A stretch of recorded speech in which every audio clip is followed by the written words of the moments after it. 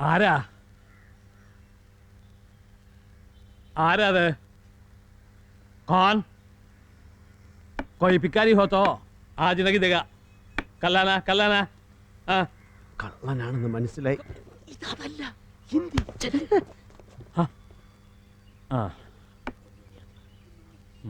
ഞാൻ ഉണ്ണിയാ, കുഞ്ഞുണ്ണി.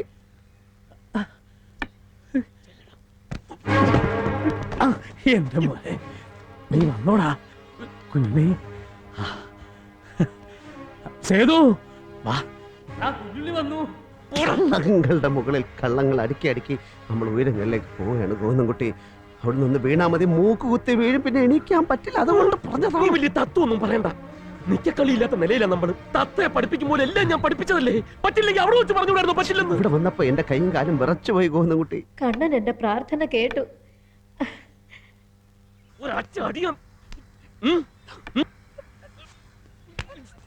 എന്റെ കുഞ്ഞുണ്ണി വന്നു. എവിടെ മോനെ? നീ എന്താ കുഞ്ഞുണ്ണി? ഫ്ലൈറ്റ് കുറച്ച് ലേറ്റ് ആയി. എന്റെ മോനെ കുഞ്ഞുണ്ണി.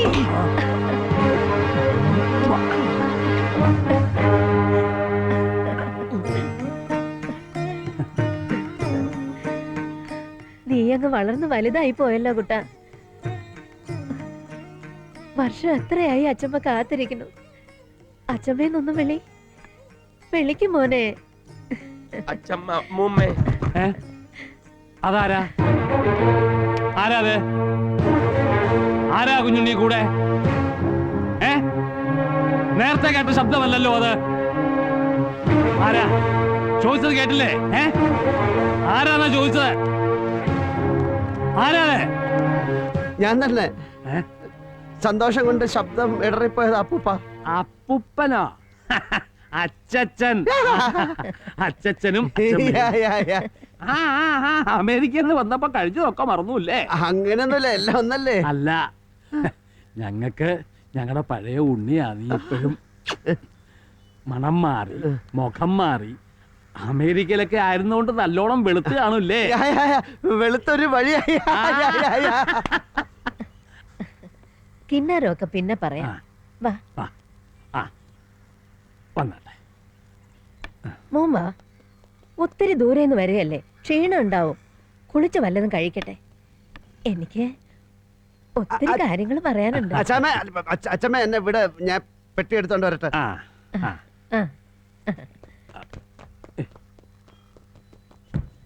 കുഞ്ഞുണ്ണി എന്താ? എല്ലാം പൂട്ടിയിട്ടിരിക്കുക. ഇത്രയും വലിയ വീട് ഒരു ബാധ്യതയാ. വല്ല ഫ്ലാറ്റിലോട്ടോ മറ്റോ മാറാമെന്ന് വിചാരിച്ചാൽ സേതുവിനാവതില്ല. ജോലിക്കാണെങ്കിൽ വിശ്വസിക്കാൻ കൊള്ളാവുന്ന ഒരാളെയും കിട്ടാനില്ല. ആ പൊതുവാള് പോയതോടെ എല്ലാം അടച്ചിട്ടു. തീരെ നിവൃത്തിയില്ലാത്തതുകൊണ്ടാണ് അവനെ പറഞ്ഞു വിട്ടത്. നേരം വെളുത്താൽ അപ്പം തുടങ്ങും കൂടി. ഒരു ബോധവും ഇല്ല. അങ്ങനെ ഒരു കാര്യസ്ഥനെ എന്തിനാ ഇവിടെ പൊക്കോളാൻ പറഞ്ഞു. ഒരു മുറി ഒഴിച്ച് ബാക്കിയെല്ലാം പൂട്ടി. ഞാൻ ഫോണിൽ പറഞ്ഞിരുന്നല്ലോ, ഇല്ലേ? അതോടെ ഫോണും കട്ട് ചെയ്തു. ഞങ്ങൾക്ക് കാണാൻ വയ്യാത്തതുകൊണ്ട് വഴിയെ പോകുന്നവരൊക്കെ കയറി വിളിക്കുക. അതിനും ആ പൊതുവാള് കാശ് വാങ്ങിച്ചിരുന്നു എന്നാണ് ഞാൻ കേട്ടത്. എന്തായാലും ആ ബാധ ഒഴിവാക്കി വിട്ടു. ഫോണിൽ കേൾക്കുമ്പോ കുഞ്ഞുണ്ണിയുടെ ശബ്ദത്തിന് നല്ല വ്യത്യാസമുണ്ട്, ഇല്ലേ സേതു? എന്നാ പിന്നെ ഞാൻ പോയി കുളിച്ചിട്ട് വരാം. മോളില് ഒരു മുറി വൃത്തിയാക്കി ഇട്ടിട്ടുണ്ട്. കുളി കഴിഞ്ഞ് വരുമ്പോഴേക്കും ഇവിടെ അടുത്ത് ഒരു ആർക്കെ നായരുടെ ഹോട്ടലുണ്ട്. അവിടെ നിന്ന് ആഹാരം വരുന്നത്. ഇവിടെ വെക്കാനും വിളമ്പാനൊന്നും ആരും ഇല്ലല്ലോ. ചെന്നാട്ടെ.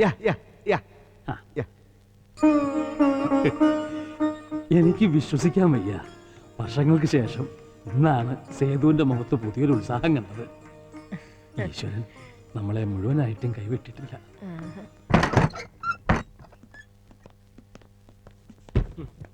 എടാ, മനുഷ്യനായ സാമാന്യ ബോധം വേണം. 100 പ്രാവശ്യം പറഞ്ഞല്ലേ അങ്ങനെ ചെയ് ഇങ്ങനെ ചെയ്. എവിടെ നശിപ്പിച്ചു? സമാധാനമായല്ലോ, അനുഭവിച്ചോ? കുത്തി കുടലിങ്ങനെ എടുക്കും. ഗ്ലാസ് വെച്ച കാണൂല. എന്താ നിന്നോട് ആരാ അവരുടെ ദേഹത്ത് പോയി അലച്ചെല്ലി വീഴാൻ പറഞ്ഞ്? എന്നെ കൂടെ ഒന്നും പറയിപ്പിക്കണ്ട.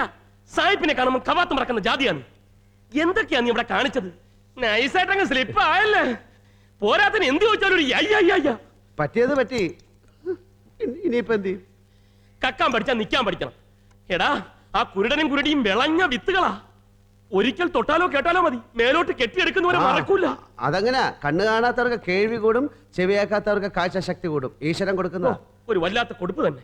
ആര്? ഈശ്വരൻ അമ്മച്ചിക്ക് കൊടുത്തത്. ആ, നീ ഒരു അക്ഷരം കണ്ടല്ലേ പറഞ്ഞോളൂ. ഇനി ആലുവ മണപ്പുറത്ത് വെച്ച് നിന്റെ ശബ്ദം കേട്ടാലും കിളവന് മനസ്സിലാവും. അറിയോ? പിന്നെ നീ ഒറ്റയ്ക്ക് അവരുടെ മുമ്പിൽ പോയി ചാടണ്ട. വിസ ശരിയാകുന്നവരെ നീ പുറത്തു പോണ്ട. വിസ ശരിയാവണോ? ഈ കാശ് വേണ്ടേ? 2 ലക്ഷം രൂപയ്ക്ക് ഇപ്പൊ എവിടെ പോകും?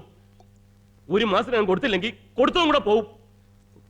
ഒന്നുകിൽ ആ പണം എവിടെ ഒളിപ്പിച്ചിരിക്കുന്നു എന്ന് കണ്ടുപിടിക്കണം, അല്ലെങ്കിൽ വേറെ എന്തെങ്കിലും വഴി നോക്കണം. വേറൊരു വഴിയുമില്ല. ആ പിശാചിനറിയാം കാശ് അവിടെ ഉണ്ടെന്ന്. അവളും ആ വിക്കനും കൂടെ കളിക്കുന്ന കളിയാണ് എന്റെ വിശ്വാസം. നമ്മൾ മണ്ടന്മാരായ അവൾ കാശും കൊണ്ടുപോകും, നമ്മൾ അകത്തുമാവും. നീ എന്തുവാടെ ചുമ്മാ? അതുകൊണ്ട് അവൾ എവിടെ പോയാലും നീ വിടാതെ അവളുടെ പുറകെ കൂടണം. എന്താ?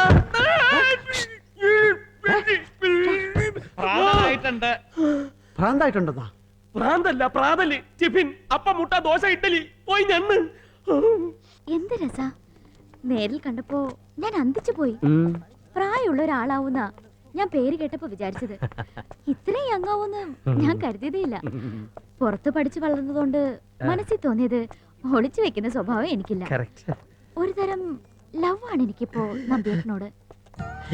നാനോ കുട്ടി വെറുതെ പറഞ്ഞതാവും. ഞാൻ കുട്ടിയൊന്നുമല്ല, എന്നെ എലീനാന്ന് വിളിച്ചാ മതി. ആയിക്കോട്ടെ. ഇനി എപ്പോഴാ കാണുക? വീട്ടിലേക്ക് എന്നെ ക്ഷണിക്കുന്നില്ലേ? ക്ഷണിക്കാം. എലീനയുടെ ഫോൺ നമ്പർ തരും, ഞാൻ വിളിക്കാം.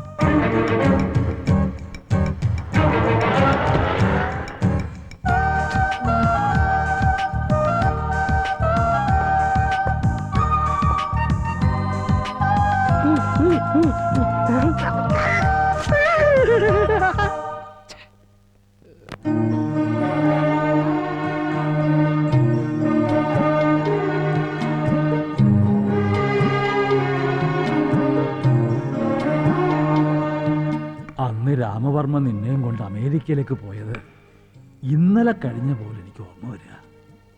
ഞങ്ങളുടെ കണ്ണിൽ ഉദയോ അസ്തമയോ ഒന്നും ഇല്ലാത്തത് കൊണ്ട് കാലം കടന്നു പോകുന്നത് അറിയുന്നില്ല.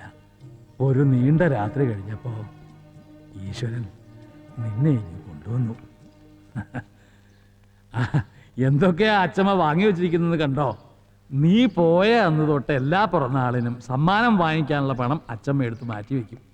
ഇനി ഞങ്ങൾ വാങ്ങിയാൽ നിനക്ക് ഇഷ്ടപ്പെട്ടില്ലെങ്കിലോ എന്ന് കരുതിയാണ്. അടുത്ത പിറന്നാളിന് എല്ലാം കൂടെ ചേർത്ത് ഞാൻ വലിയൊരു സമ്മാനമാക്കും. ഇനി എന്തൊക്കെ പോഷത്തരങ്ങളാ നിന്റെ അച്ഛമ്മ കാട്ടിക്കൂട്ടിയിരിക്കുന്ന അറിയോ കുഞ്ഞുണ്ണിക്ക്? പോഷത്തൊന്നുമല്ല. പറയട്ടെ. എന്താ ഇത്ര പറയാൻ? നീ പോയ അന്ന് തൊട്ട് നാളെ ഉണ്ണി വന്നാലോ നാളെ കഴിഞ്ഞ് ഉണ്ണി വന്നാലോ എന്ന് പറഞ്ഞ് മാസാമാസം ഉണ്ണിക്ക് ഉടുപ്പ് വാങ്ങാൻ പറയും. കഴിഞ്ഞ 10-20 വർഷമായിട്ട് എല്ലാ ഫാഷനിലുള്ള ഉടുപ്പും സേതുലക്ഷ്മി ഭായയുടെ അലമാരിയിലുണ്ട്. ഇത് കണ്ടോ, കഴിഞ്ഞ മാസം നീ വരുമെന്ന് പറഞ്ഞു വാങ്ങിക്കൂട്ടിയതെല്ലാം ഇട്ടു നോക്കിക്കോളൂ, കൃത്യമായിരിക്കും. ഇനി എന്തൊക്കെ ചെയ്താലാ കൊച്ചുമോനെ സന്തോഷിപ്പിക്കുക എന്നുള്ള ഒരു കൺഫ്യൂഷനില്ല സേതുലക്ഷ്മി ഭായി തമ്പുരാട്ടി. അച്ഛമ്മയുടെ കൂടെ ഉണ്ടാകുക എന്നുള്ളതിലെ ഏറ്റവും വലിയ സന്തോഷം. കണ്ടോ എന്റെ ഉണ്ണി ഒട്ടും മാറിയിട്ടില്ല. അമ്മ ഉണ്ടായിരുന്നപ്പോഴും ഉണ്ണാനും ഉറങ്ങാനും ഒക്കെ അച്ഛമ്മ തന്നെ വേണമായിരുന്നു എന്റെ ഉണ്ണിക്ക്. എന്താ സന്തോഷം കുഞ്ഞുണ്ണിക്കറിയോ? നീ പോയേ പിന്നെ ഇപ്പോഴാ ഈ ആട്ടവും കളിയൊക്കെ. 20 വർഷമായി ആ മുറിക്ക് പുറത്തിറങ്ങിയിട്ടില്ല, ഒന്ന് ചിരിച്ചു കേട്ടിട്ടില്ല, ഉറക്കം മിണ്ടിയിട്ടില്ല. എന്തായാലും ഇപ്പോഴെങ്കിലും ഈ കാത്തിരിപ്പിന്റെ അർത്ഥം ഉണ്ടായല്ലോ. അതവനാണല്ലോ.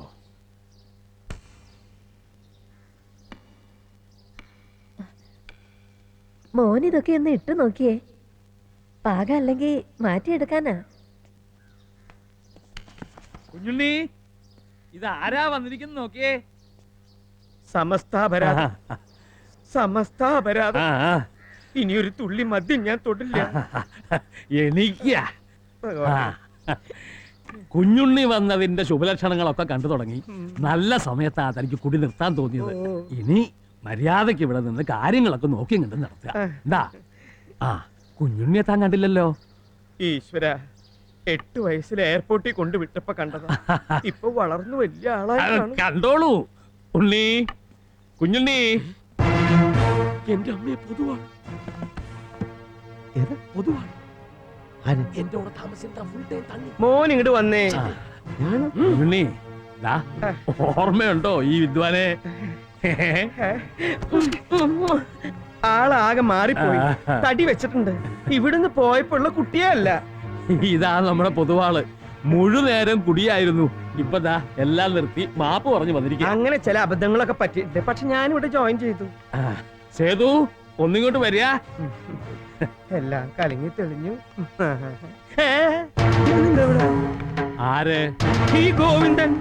ഗോവിന്ദൻ? ആ. ആരാ ഉണ്ണി അവിടെ? ഇവിടെ ആരുമില്ല. ദേ ഈ നിക്കണ ഇവനെന്താ കാര്യം എന്ന് ചോദിച്ചത്. എനിക്ക് ഇവിടെ എന്ത് കാര്യം പൊതുവാളിന് അറിയില്ലേ? ഓ ഉണ്ണിയുടെ കാര്യല്ല ഇവൻ. യവൻ? ഇവൻ യവൻ? ഈ തണ്ടിക്ക് ഇവിടെ എന്താ കാര്യം എന്ന് ചോദിച്ചത്. താ അച്ഛനെ തെണ്ടിയെന്ന് വിളിച്ചാ?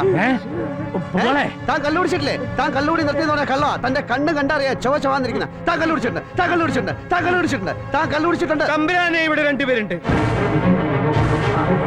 അതെ, രണ്ടുപേരുണ്ട്, ഞാനും കുഞ്ഞുണ്ണിയും. അതിനെന്താ? ആ, ആ, അങ്ങനെയാണെങ്കിൽ 3 പേരുണ്ട്. ഞാന് താനേ കുഞ്ഞുണ്ണി. അങ്ങനെയാണെങ്കിൽ 4 പേരുണ്ട്. 4 അല്ല, കുറച്ച് കഴിയുമ്പോ ഇയാൾ ഒരു 5, 10, 15, 20, 25, 30. നീ പോട പക്ഷി. ഉണ്ണി താൻ പട്ടിനെ വിളിച്ചോ? കിടക്കണ പുറത്ത്. തമ്പുരാനെ, നായയുടെ വാല് പന്തിയിലാണ്ട് കൊല്ലം കുഴലിട്ടാലും നേരെ ആവില്ലെന്ന് പറഞ്ഞ പോലെ തന്റെ കാര്യം. അയ്യോ ഇവിടെ 2 എണ്ണം ഉണ്ട്. 2 അല്ല 3 ഇറങ്ങടാ കല്ലുടിയാ. കള്ളുകൂടിയാ നിന്റെ അച്ഛനാ. അച്ഛന് പറഞ്ഞോണ്ട് അയ്യോ കാലിറക്കുന്നേ തലയും കുത്തി വീണു. ഛർദിച്ചോ? അവിടെ ഛർദിക്കാൻ പോന്നു. ഞാൻ വീണ്ടും പറയുന്നു തമ്പുരാനെ, ഇവിടെ നന്നാവില്ല എന്ന് ശപഥം ചെയ്ത് ഇറങ്ങിയിരിക്കുക. പിന്നെ എന്താ ചെയ്യാ? പിന്നെ ഞാനിവിടെ കച്ചേരി ഉണ്ടെന്നാ പറയണ്ടടാ. കാക്കക്കുയിലേ കറുകെ